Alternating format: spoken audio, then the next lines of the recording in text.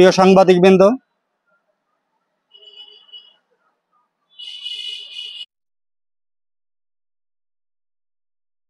তারিখ আমরা CPC-2 ভৈরব ক্যাম্পের একটি আভিযানিক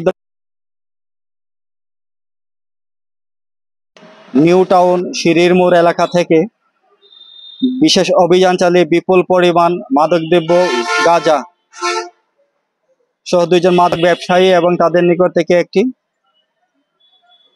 নোহা মাইক্রো উদ্ধার করি।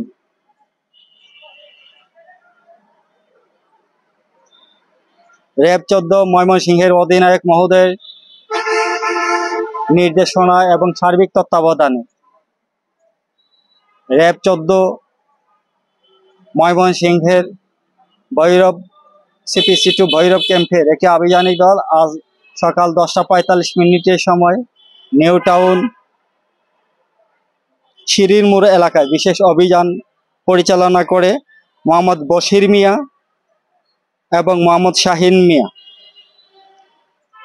সহ 211 কেজি গাঁজা এবং তাদের ব্যবহৃত একটি মাইক্রো এবং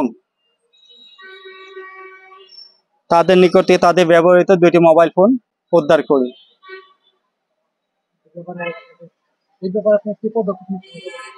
এ ব্যাপারে আমরা মামলা ভৈরব থানায় একটি মাদকদ্রব্য নিয়ন্ত্রণ আইনে একটি মামলা রুজুর প্রক্রিয়াধীন আছে।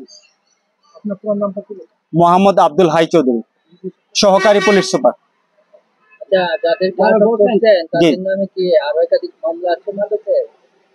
এটা আমরা যাচাই করতেছি, আমাদের CDM যাচাই করতেছি, এটা পরে জানা যাবে। এটা মাদকটা তারা সংগ্রহ করেছিল বিজয়নগর থেকে ঢাকা যাওয়ার পথে। ধন্যবাদ।